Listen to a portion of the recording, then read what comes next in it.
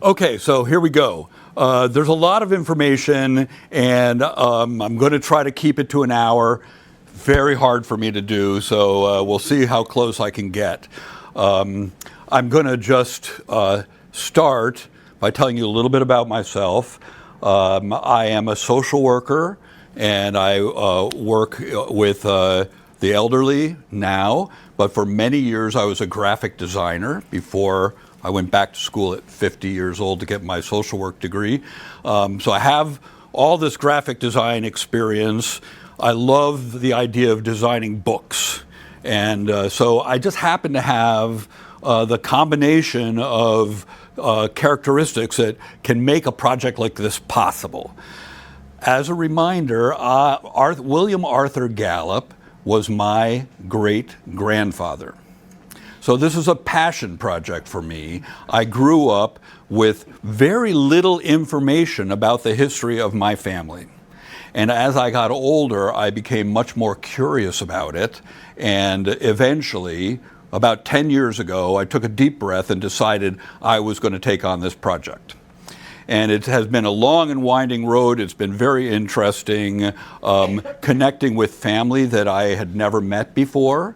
I'm very happy to sort of say that there are several descendants of Arthur's here tonight, which I'm so super happy about, great-grandchildren and great-great-grandchildren. So I think that, he's got to feel very good about that. So what are we going to do tonight? William Arthur Gallup was a local native son. He grew up in Clarksburg. I'm going to tell you basically his life story, and at the same time, the story of the Arnold Printworks, because Arthur Gallup, in many ways, is inseparable from the story of the Arnold Printworks. He worked there, started as an office boy, eventually owned the plant in a 56-year career that really made his mark. Not only on this amazing enterprise of a textile plant, but also on the town of North Adams.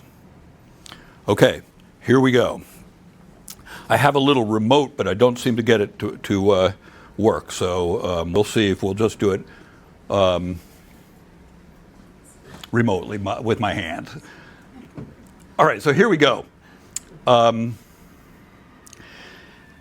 The big picture that I would like you to think about when I'm telling you this story is that this was an era starting about 1862 and lasting all the way up with local ownership. The Arnold Printworks liquidated in 1942. So pretty much an 80-year span of this great industry, starting at a very, very small fledgling company by the Arnold brothers, two brothers who had learned the trade of printing on fabric, and they started this incredible business. They were the ones who got this building started in 1862.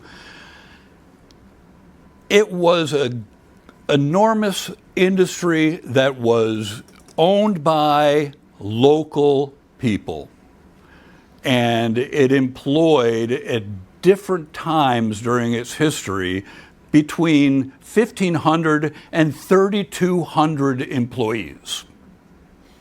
That's a big business.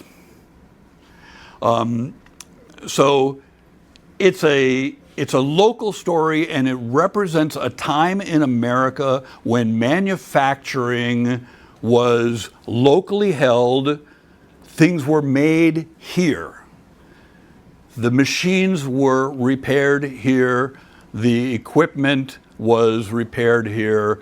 And the people who owned this business, and we're going to talk about Arthur Gallup tonight, made incredible efforts to honor and support this community. So we'll tell you a little bit more about it. But it's this intertwined community and industry.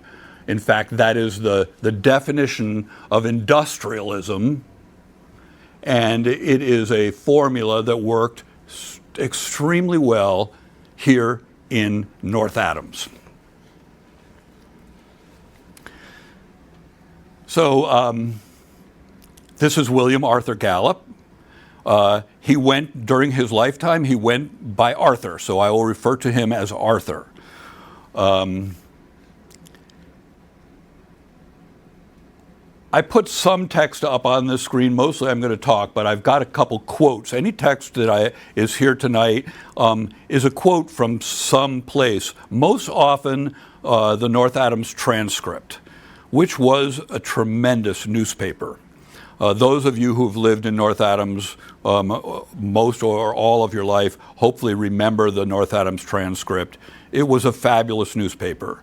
And because the industry was so central to the success of the community, I read over 450 articles in the North Adams Transcript, which is easy to do these days because you can search for these articles online. It's very possible. 20 or 30 years ago, you probably would have had to come to the library or go to the newspaper and start looking through films. But now it's much easier. It made my job so much better. But imagine, because this industry was so important, it covered the life of Arthur Gallup very, very closely. So I have tremendous source material about this story. The things that I'm going to tell you tonight are not just my opinions about what's going on. It all comes from material that was written during Arthur's lifetime. And for those of you who love history, and if you have ever done any work to try to uncover the story of something historical, you know how important it is to have what we often refer to as primary source material. Not secondhand, right to the source. And the local newspaper is a very good source. I'm also very fortunate that I happen to I inherited a lot of Arthur's writing. So I have letters that I transcribed, which were super, super interesting. And I also had the benefit of Arthur's family, who still are in possession of his collection of photographs and documents. So that was very generously shared with me. So we have just great material that talks about this guy. So a very brief history lesson, because Arthur Gallup was very proud of the fact that his original forebear, John Gallup, came to this country in 1630. He was one of the first citizens of Boston. He was a mariner, a very well-known and respected captain who actually sailed ships like this one from England to the colonies. So he was a ship's captain, arrived in Boston in 1630. He was one of the first citizens of Boston. He had a wharf in Boston Harbor for his own ships, a house in Boston, and he became friends with the first governor of Massachusetts, whose name was Winthrop, Governor Winthrop. And Governor Winthrop was so appreciative of the work that John Gallup did that he named an island in Boston Harbor Gallup Island. It is still called Gallup's Island.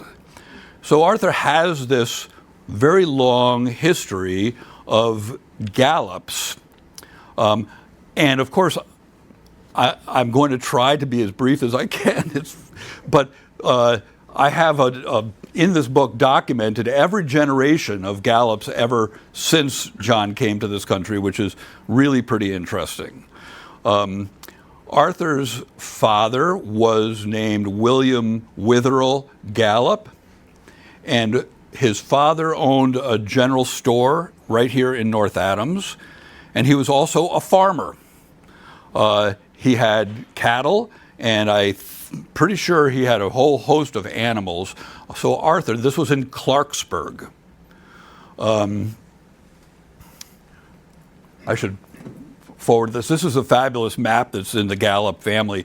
It could be studied for half an hour, but it basically chronicles the path that John Gallup took when he landed in Boston. So here is Arthur's childhood home. It's in Clarksburg.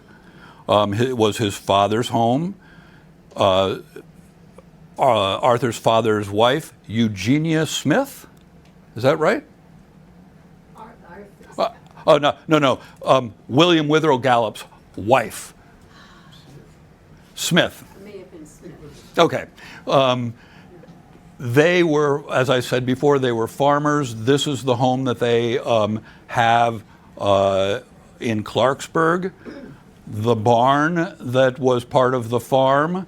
These are very precious images, certainly to his family, but also historically, not very easy to find these things. So here's a farm. I've always been really curious to find out what was in this building. Kind of a very interesting design. Lots of windows, chickens. That is one hell of a chicken coop. Yeah, chickens. Yes. Do you know where in Clarksburg currently that relates to where it would have been? Where is this house? Yeah. Do you mind? The area of Clarksburg? That's okay. I own the house now. It's been handed down through the family. It's on Henderson Road in Clarksburg, right off of Route 8, Thank you. across the street from the state park. Cemetery. We'll cross Route 8. Yeah, across Route 8 to the park. Cemetery. Across the cemetery. And I'm going to encourage you, because I know that you are all really knowledgeable people about North Adams history. If you have a question, feel free to ask it. If I can answer it, I will. Okay, this is what the house looks like today. It hasn't really changed. It's an adorable Berkshire's farmhouse. So Arthur went to local schools.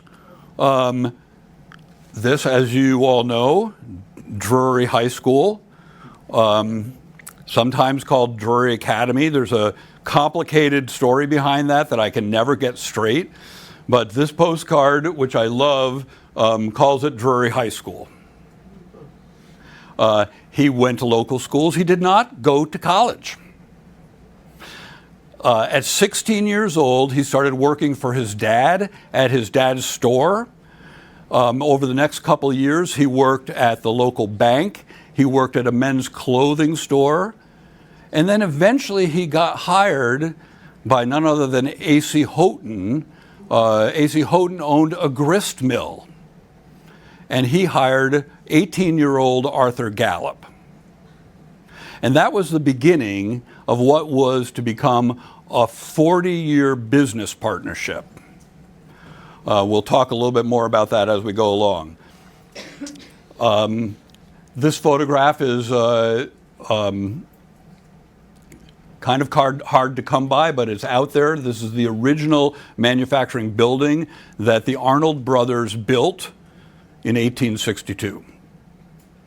What happened was the Arnold brothers this business was very important to North Adams, and hired, I believe, at their peak, 200 people. The buildings burnt, which set them back tremendously, and eventually they took on new partners, one of whom was A.C. Houghton. A.C. Houghton was to go on to reincorporate this business in 1876 as the Arnold Print Works. And when that happened, since A.C. Houghton knew young Arthur Gallup, and clearly Arthur Gallup had impressed him, he hired Arthur to be sort of a junior partner in this new venture. I just read recently that Arthur received a small percentage of the stock of the building, and very quickly Arthur became an essential financial advisor to this business, taking on more and more responsibility at a very young age. He eventually became treasurer of the Arnold Print Works. And that is a position that he held for 50 years, which is in itself quite remarkable. As you can imagine, a business as complicated as this, and we'll talk about it a little bit more in a few minutes, the treasurer is really the one who is running the show of this business. He is managing the payroll, he's managing the inventory, he's paying bills, he's paying attention to the efficiency of the business. So Arthur became a very, very important partner in the Arnold Printworks. This is a picture of A.C. Houghton. Together, A.C. Houghton and Arthur Gallup, as this infers, grew this business over the next 30 years into the campus, the complex that you see now at Mass MoCA. It was 26 buildings, probably met its peak in 1905 when they employed 3,200 employees. I love these early illustrations of the Arnold Printworks. This is in the early 1880s. Those of you who can quickly recognize the river, Marshall Street along here, and here's the front gate. This illustration predates those great stone pillars that define the gate now. But they were built pretty quickly. Another early postcard of the Arnold Printworks, taken from what I assume is the Chase estate, or the Chase Hill, which now, of course, has got lots of houses and is very overgrown with trees. At the time, kind of interesting to see, it was just like a little grassy hill.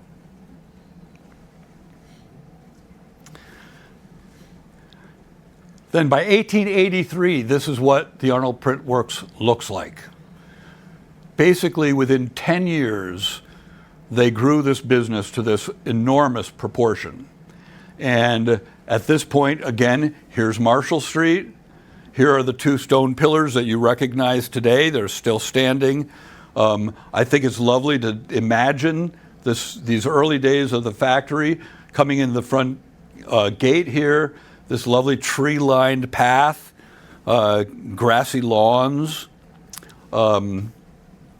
Pretty spectacular. And there's Chase Hill again. Nothing much up there at that time.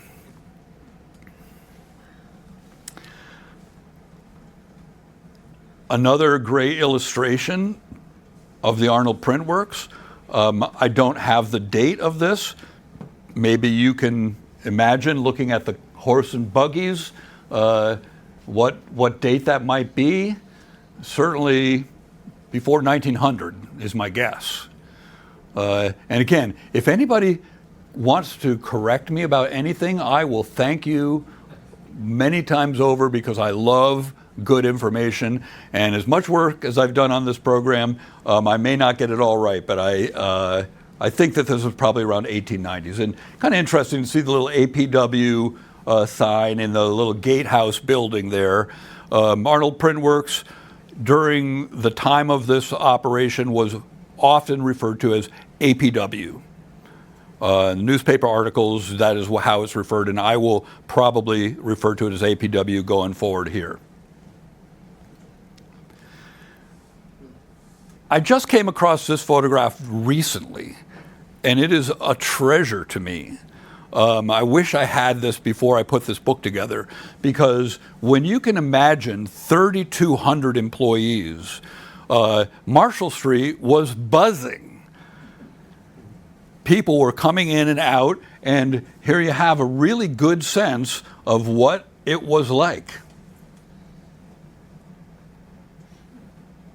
Front gate right onto Marshall Street.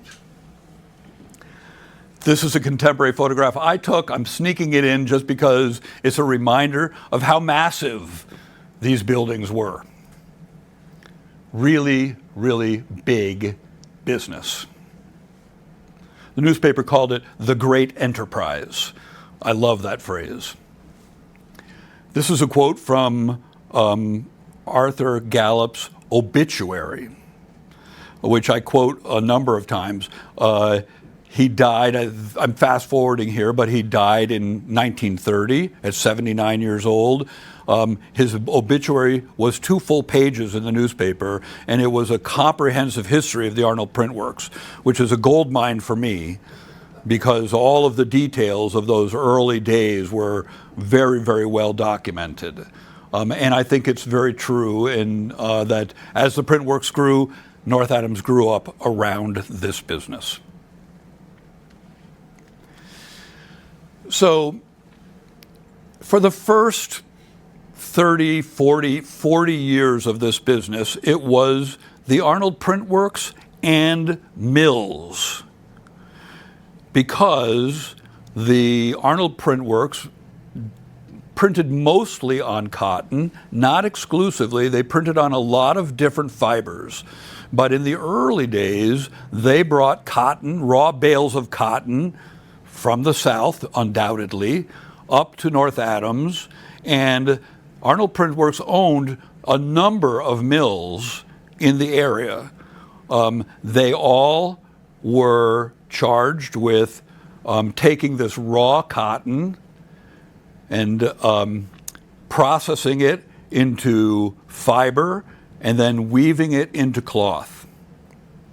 This is the Eclipse Mill, which I'm sure you're all very familiar with. I think Jim lives in the Eclipse Mill now. I do. That's right. Been fortunate to repurpose that building right here. But the Eclipse Mill was one of 5 different mills in the area that Arnold Print Works owned. So the mills would weave the cotton.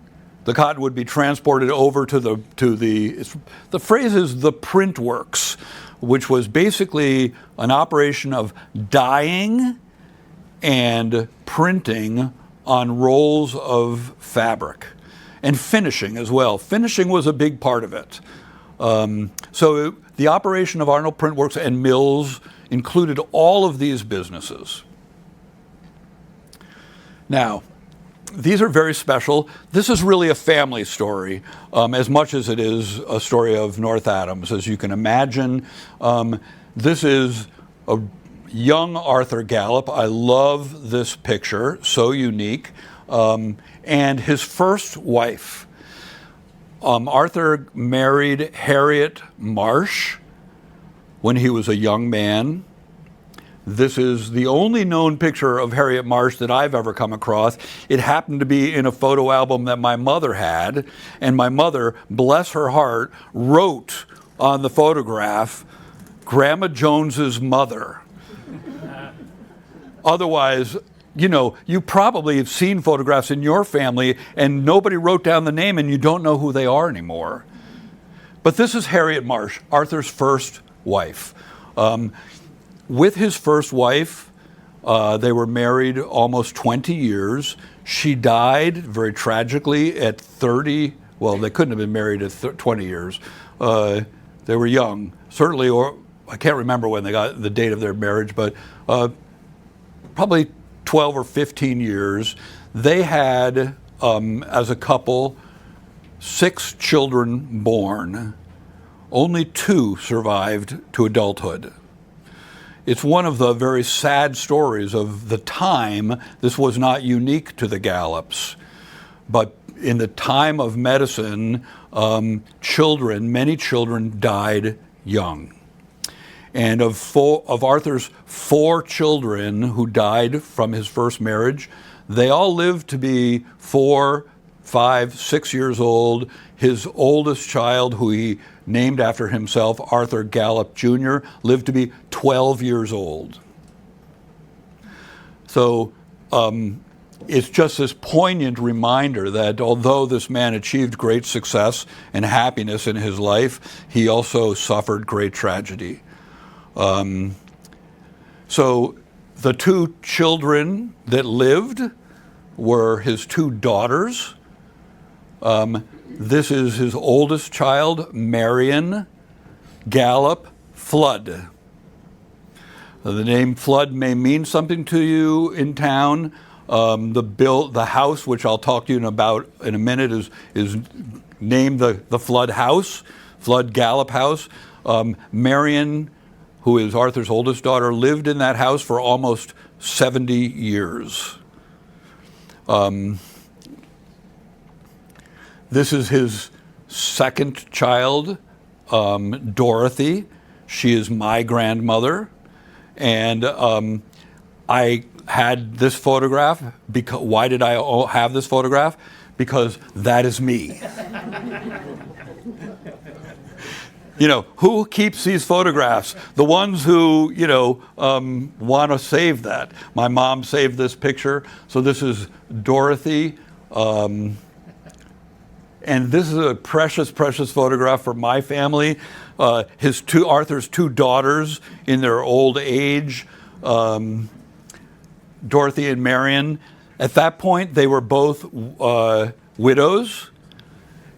Marion continued to live on Church Street.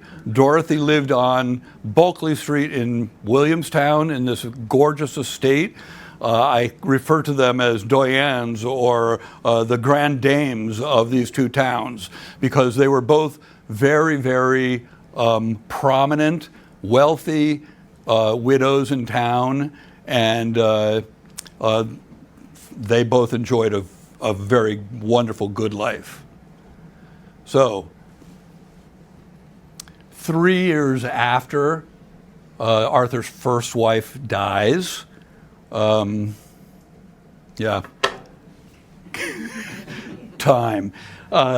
He remarries, and this is Florence Houghton. Arthur married his business partner's daughter. So this is his second wife. I love this photograph. I love this photograph of both of them, but what an amazing outfit that she's got on.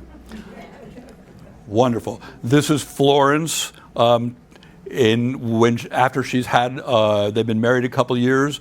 I include this just as a little example of the writing that I have of Arthur's. This is a love letter that Arthur wrote to Florence before he married her. It's an absolutely adorable letter. Now, this is Florence Houghton, and I include this partially for you guys, Cordelia, because it's so interesting. This is Florence Houghton Gallup in later life, and as you can recognize, that's the house in Clarksburg. And where did this photograph come from? This photograph was taken by Arthur's grandson, his daughter Marion's son, when he was a boy. And it was in a scrapbook. Just lucky to come across it. Okay, here's the house, 149 Church Street. Arthur built this house for his second wife, Florence Houghton, and his two surviving daughters at that time. Now, another tragic aspect of history, Florence Houghton also had 4 children who were born and died in their infancy. Only one child of his second marriage survived.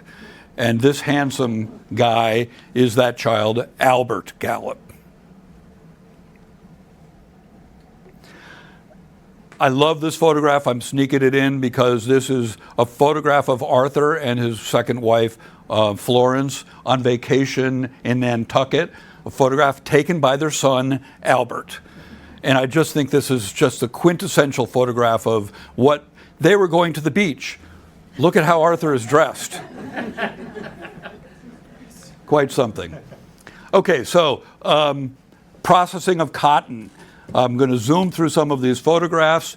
The machinery here is incredible. This guy is taking raw cotton and starting the process of getting it started into fabric. The extent of this business is so miraculous. These are all spools of cotton thread that were all fed into, eventually into weaving machines. This is a great photograph of the Eclipse Mill, main Eclipse Mill room. 2,000 looms in this building. 2,000 looms. Imagine how noisy it was in there. Enough to weave 330 miles of cloth every week. Think about that. Another early photograph of Arnold Printworks. I love it because the product is all done, it's packaged up, it's boxed up. And clearly this is also probably the 1890s, maybe, certainly not much later than that. The product was lined up in horse-drawn wagons.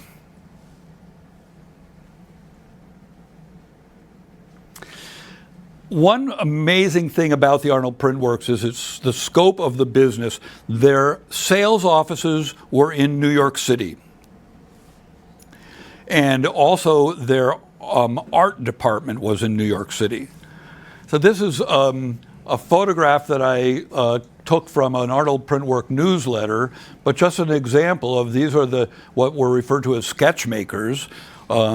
The beautiful fabrics that they printed, most of them were designed by their own artists. Not all. Some art they brought in from other businesses. But these are the sketch makers of Arnold Printworks stationed in New York City. Another great photograph of, I don't know what the occasion was, but these are Arnold Printworks employees in front of building number 1 and building number 2. It's tremendously moving to me just as a reminder of how many people worked here. And then imagine all the families in North Adams that were sustained for so many years by this great business.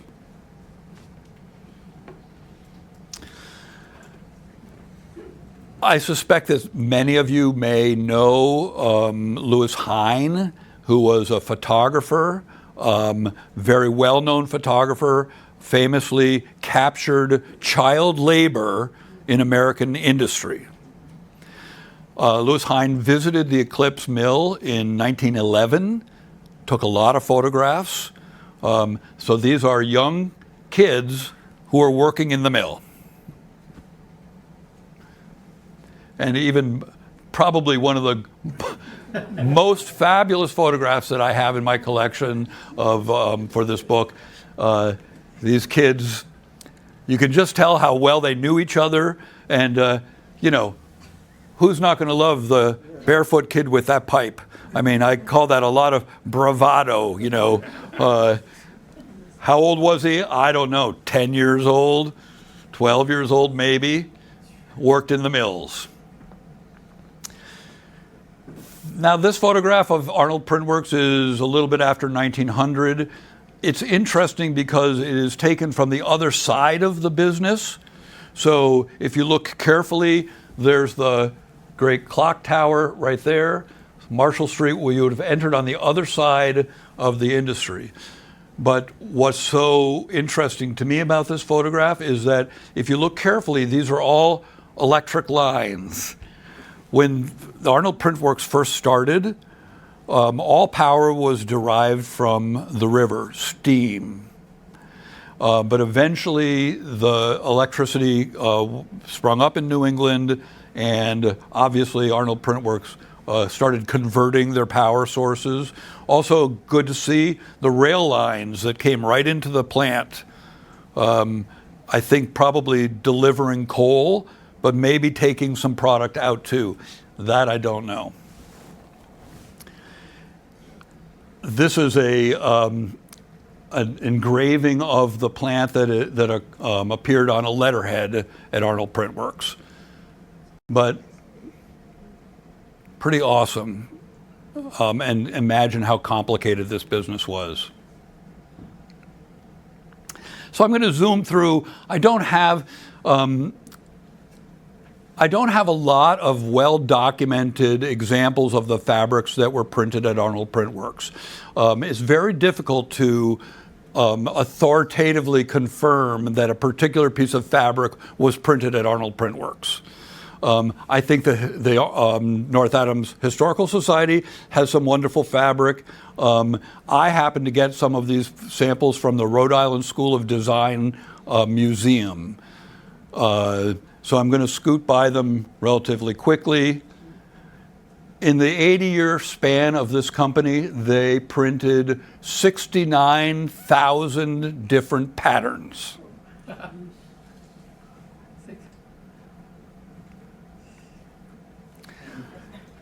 So you know, many of you know the history. Arnold Printworks did this fairly interesting little side business starting in the 1890s. I just met this lovely lady here whose name is Kathy, who is an expert on the Arnold Printworks cut and sew at home creatures, which is really, really cool. It was a fad, and they sold a lot of these animals. Lots of animals, lots of characters.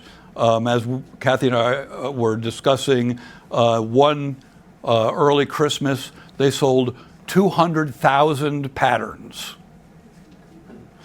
Before you walk out the door, and I'll just hold it up quickly,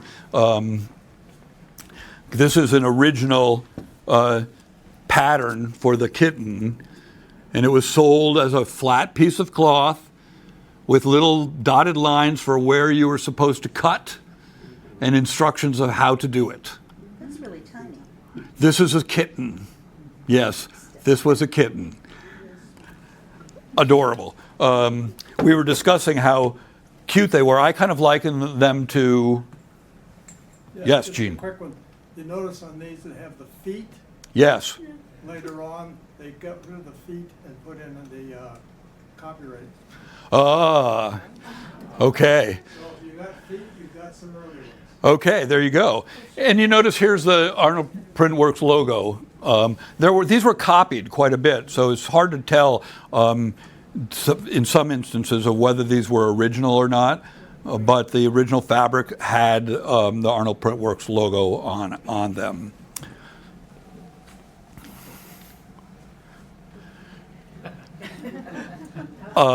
There was a Canadian illustrator who his name was Palmer Cox. He had this wonderful popular series of these little characters called brownies. And Arnold Printworks, this is an interesting little industrial history. This was, as far as I can see, one of the first examples of an industry paying an artist and copyrighting his artwork. And right on the foot here it says, copyright 1892 by Palmer Cox. Yes. It's interesting because Palmer Cox brownies were used extensively for advertising. People didn't trust advertising. And later it was reproduced and the copyright is not on the back of that. But Eastman Kodak also used it for their brownie cameras and never gave any money to Palmer Cox, even though it was copyrighted. They never paid him a dime to use it for the brownie cameras. Wild. And then Ivory Soap, there were 300 soaps made at that time in 1892, and they actually used the brownies to promote their soap, and still today Ivory Soap is still one of the leading brands. Wow. This is an original illustration of the characters, which is completely adorable. They're very popular, and they're the completed little collectible characters. By the way, if you were lucky enough to find one of these little characters today, you might pay $200 or $300 for them. And then, of course, the kittens and the rabbits were very, very popular. But they did all sorts of animals.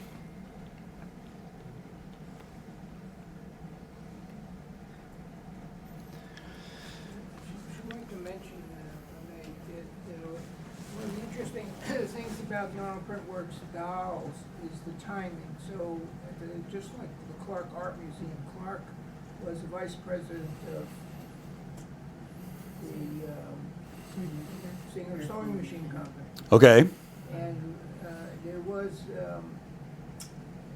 he's the one who invented the pay-by-monthly basis, consumer payout, so that most families couldn't afford sewing machines. Okay. They could do it if it was paid by month.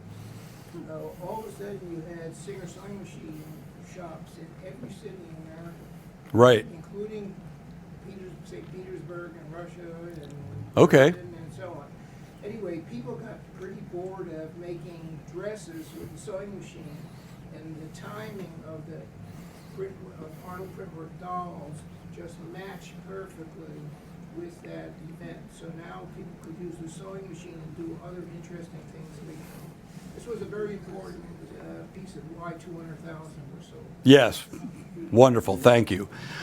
This is an advertisement for Arnold Printworks. It appeared in the local Drury High School yearbook in 1905. Kind of interesting to just pay attention to all the different lines of fabric that were sold at that time. Lots of different types of fabrics. This is, I'm just including a couple pages of this 1905 book that was published by Arnold Printworks as a promotional piece, but a great source of material on Arnold Printworks. Small little book. Here's the Eclipse Mill and the Printworks. The lower two pictures are very interesting. I have not identified any other photographs of the printing machinery at Arnold Printworks other than these in this book. But even though they are reproduced from a small book, you get a sense of how enormous these machines were. It's a cute little book. Join the North Adams Historical Society and you can look at it.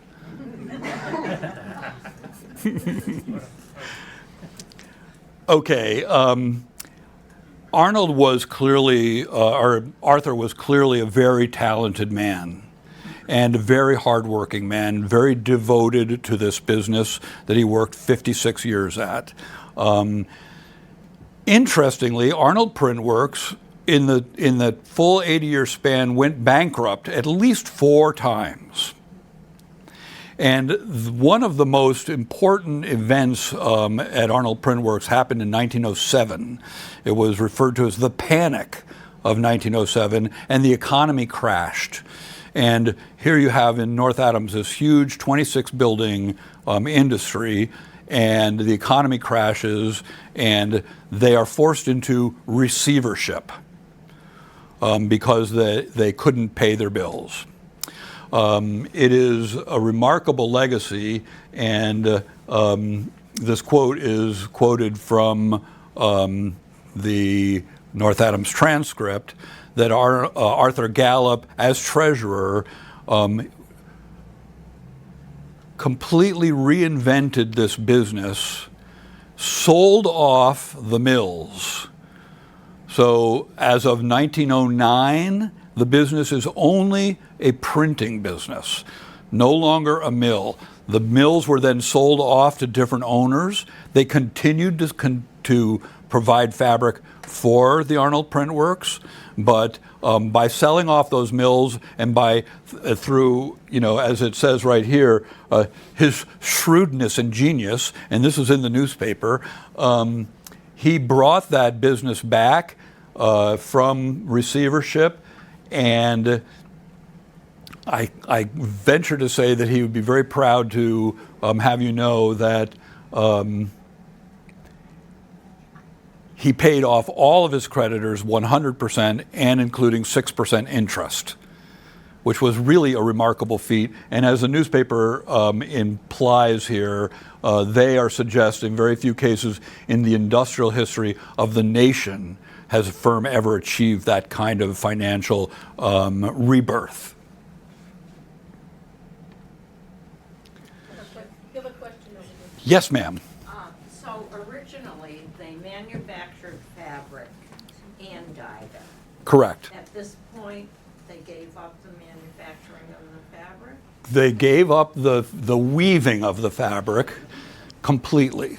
That's right. And did they get it from elsewhere in this this area? Like, Well, all of the mills still existed at that time. yeah.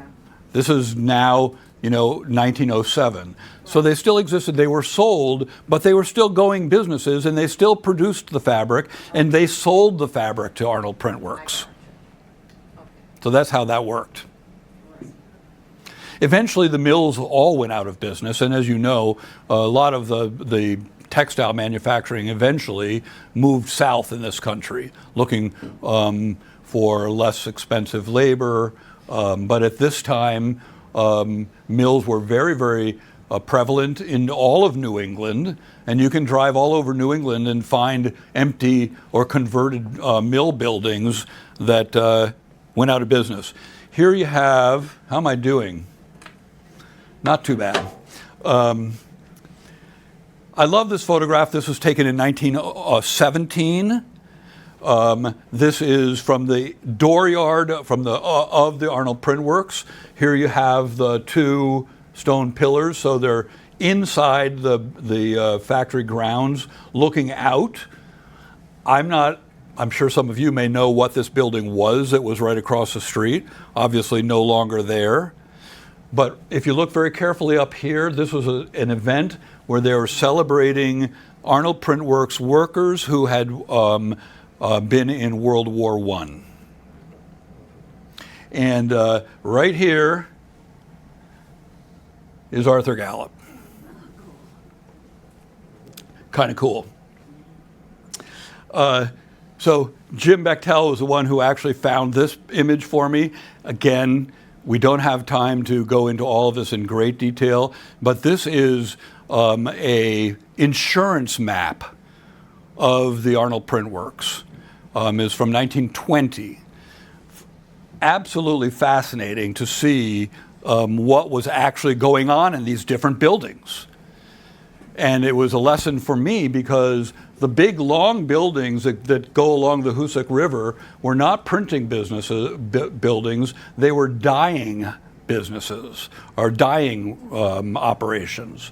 The printing of the fabric actually happened in these two front buildings up here, just as you walk into the complex now, and then up here as well.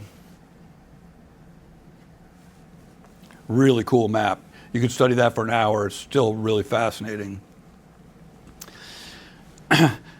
So as I go through Arthur's life, I would just say that Arthur was incredibly successful. He was partner with A.C. Houghton. A.C. Houghton, as many of you know, was the first mayor of North Adams. He died very tragically in an automobile accident in 1914. And he lived through the accident, but he died several weeks later. His daughter died and several other people died in that accident. After A.C. Houghton died, Arthur became treasurer and president of the industry, and that position he held until his retirement in 1926. So for 12 years, he was treasurer and president. I would like to sort of impress upon you something that had really just came through in my research, and that is this was a very progressive business. Arthur Gallup made it his business to take care of his employees. And they established insurance for the employees under Arthur's leadership. The employees did not contribute to the insurance. The company provided it to them. They created a recreational center and owned the recreational center. What is it called now? Up in State Park? the state. Mossards, are you talking about Mossard State? Yes, yes. Originally was a recreational center for Arnold Print Works employees. Now it's a state park. But Arthur believed in taking care of the people who worked for him, and he instituted a lot of what I would consider progressive ideas for the time to ensure that his employees were not only happy, but that they thrived and were loyal to the business. It's a great business model. This is a photograph of Arnold Printworks employees up at the recreational park. Yes, ma'am. You mentioned a couple of times Chase Hill.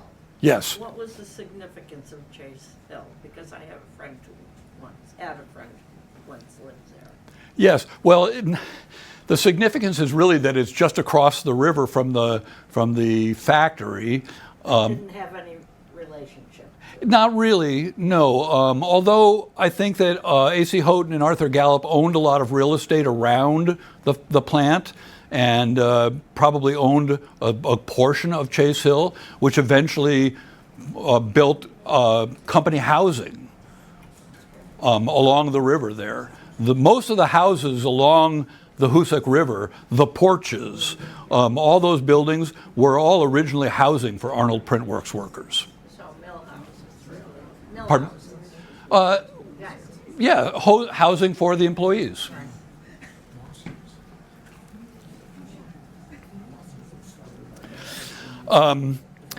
Arthur, as you can imagine, grew to be a very wealthy man. And it is not possible to calculate how much money he gave away, but it was very significant. In numerous projects around North Adams, he believed in strengthening the community. This happens to be the rose window that is in what is now called All Saints Church. It was St. John's Church for many, many years. This window was given to the church in Arthur's memory. And Arthur was a very devoted member of the St. John's community, very pious Christian man, very, very involved with the church. And that was a core belief of it in his life. He held numerous positions in the church throughout his entire life. This is kind of fun. This is at the Arthur's home right now. They have such a wonderful collection. We're not going to read it, but it's just an example of, this is a letter that a doctor in town wrote to Arthur thanking him because his son, the doctor's son, was sick at Thanksgiving time, and they were so focused on the child's welfare that they didn't pay attention to Thanksgiving, and they never bought a Thanksgiving meal. Arthur somehow found out about this and bought a Thanksgiving meal for this family, had it delivered, and had it delivered anonymously to the family. But this doctor found out who gave them the turkey and wrote Arthur this wonderful thank you letter. And there are many, many examples of these kinds of letters of appreciation, because Arthur not only gave large sum of money to the community institutions, but he also, and the North Adams transcript shows this very clearly, pays attention to all of the people in the community. And I just thought this was a lovely example of that. The first North Adams Hospital, Arthur was one of the original people who founded the hospital. A portion of this hospital Arthur built and donated to the town in memory of his first wife, Harriet Marsh. I think it's important to say these things out loud now, these many years later, because it's an example of local, successful people really taking care of the community. The hospital closed in 1955. I like to think that I was one of the last children born in that hospital. I was born in 1954. Arthur was on the board of directors for 20 years. Particularly poignant, I think, that we were at this library. Arthur was on the board of directors of this library for 20 years as well. If you haven't seen it in the children's wing, Arthur's beautiful painting is there because he donated the wing of the children's wing in memory of the children who he had that had died. 8 children died. And also Arthur contributed a great deal of money to this library, to its expansion. He hired an architect to study the original Houghton House and how it could be developed into a library. So he was on the ground floor of creating this great institution that we're enjoying right now. Okay, we're doing all right.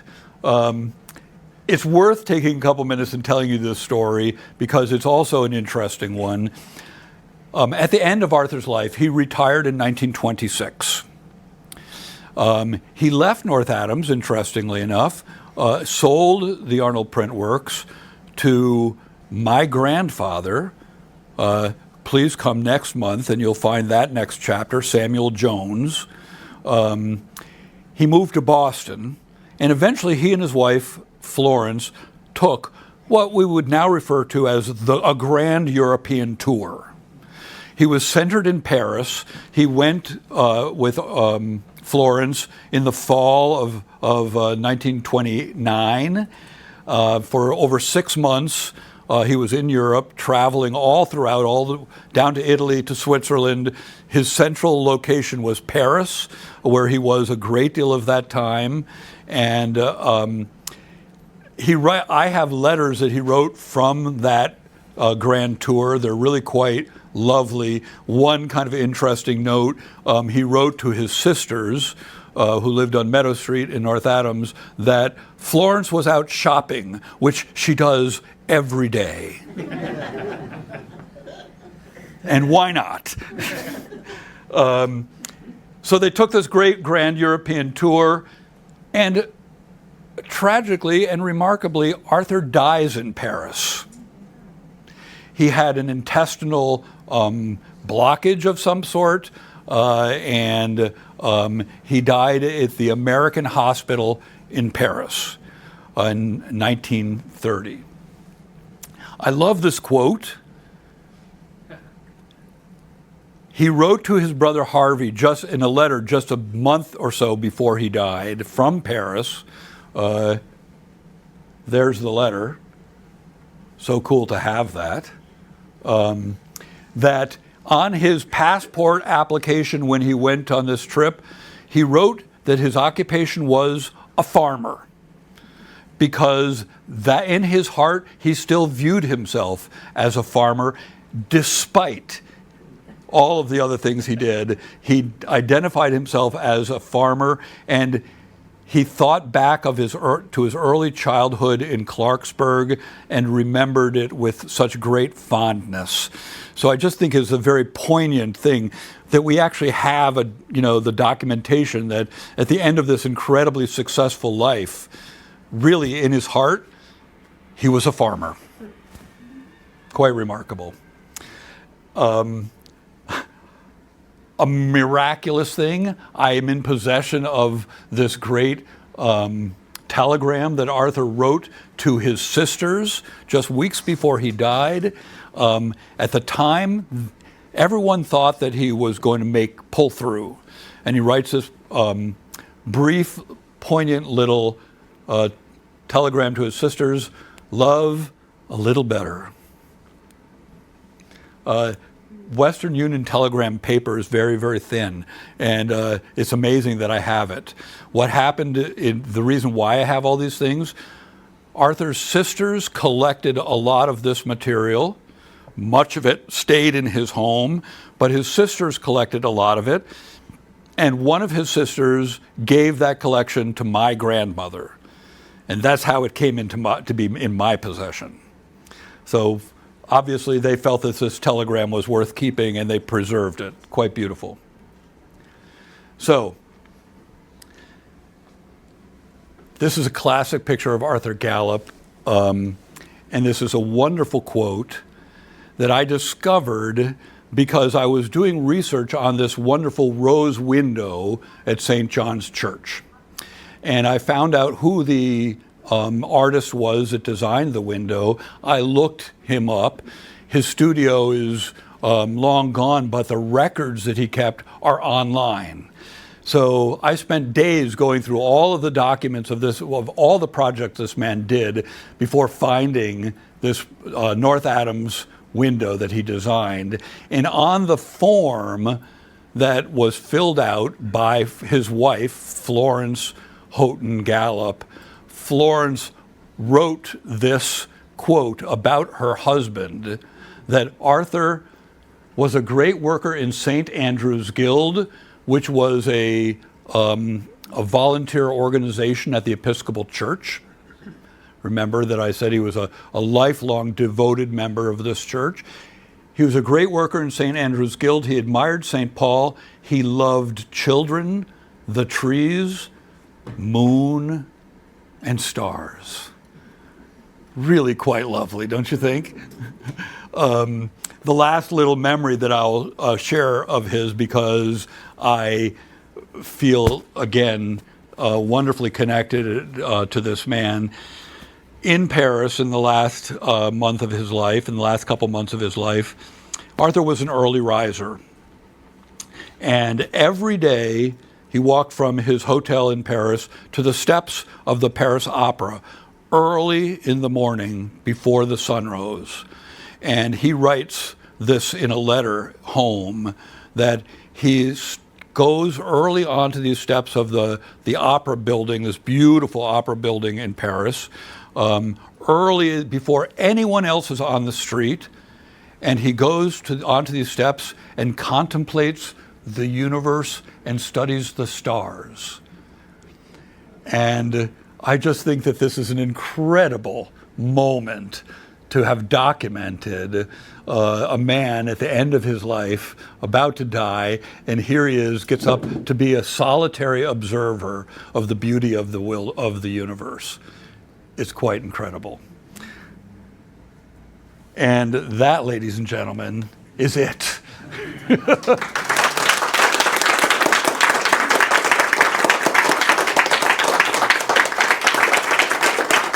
you very much. An hour and 5 minutes, not bad.